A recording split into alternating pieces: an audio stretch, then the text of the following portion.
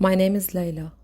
I was born in 1962 in Beirut, and I lived there until the age of 6. Then I moved to South Lebanon with my parents and siblings. I have lots of good memories from this phase, and lots of good friends as well.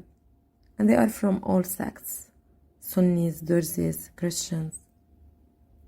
We reconnected later in life. My dad had a ritual. He used to take us every weekend to visit areas around Lebanon. But this changed with the Civil War. I was 13 when it started.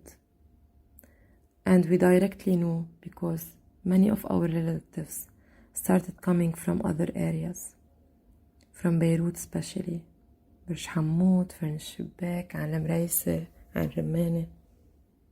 They all came to the village.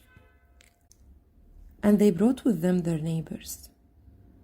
And back then, neighborly bond and friendships was bigger than any civil war.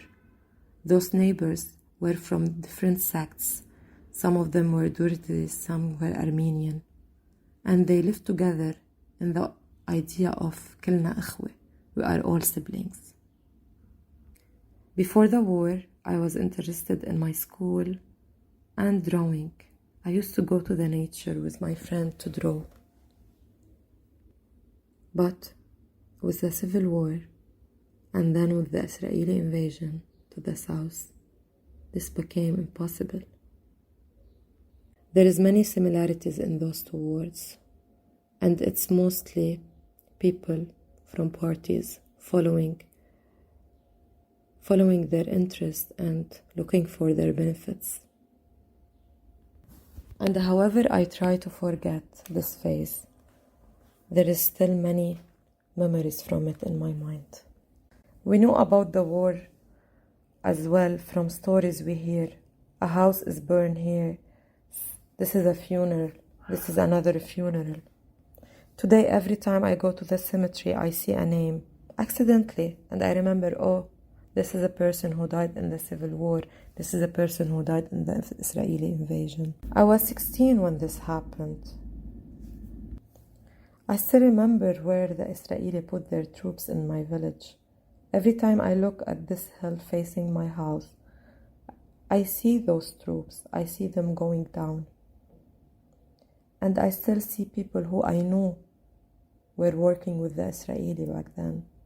And I don't feel comfortable interacting with those people or safe. One day my Christian friends invited me and my younger siblings to be with them in a summer camp. And I went and I took my 4 younger siblings. And there was 5 others, Muslim students, who were all around 10. And I was a facilitator. And this is when they saw the management that I fit to be a teacher. So I started teaching, but under the table because I was young.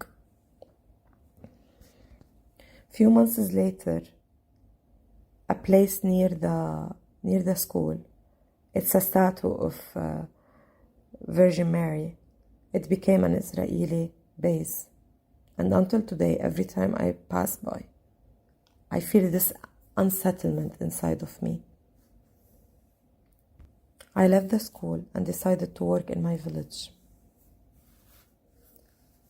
And somehow around this phase, one day I receive a message that I should be leaving my house. I was home with my mom and younger siblings. Few minutes later, the Israeli came in and looked at me, and yet they said, "You, Layla, come here." They said it in Arabic, and they knew me, they knew my face. They started questioning me, and they bet my younger brothers, and then they decided they were gonna take my sister. My sister tried to find her shoes, but she only found one of the pair. Until today, every time I look at the shoe closet at my parents' house, I get angry. And I feel that it shouldn't be there. I don't want to see it anymore. I got triggered by many things. Especially that in that day, they had someone who were wearing some kind of full face mask and wearing a soldier's jacket and a civilian clothes under. Somehow you can't identify this person, but at least I know he is from the village. After this incident, I left to Beirut and I started working there. A few months later, or a year, they bombed a Syrian army base next to us. I used to live in Sanaya, and until now, every time I pass by the Sanaya garden, I remember this incident. And I remember how unsafe was this face because they killed Mufti Hassan Khalid at that time. Later in life, I became a mother. And I decided my child will never be part of any party. But then a war happened in the south and my child was only 5. And Kana massacre happened. And I got fixated on the idea of war and massacres. And until today, pictures from wars return to me every time there is unsettlement in the world. It returned with the Ukrainian war.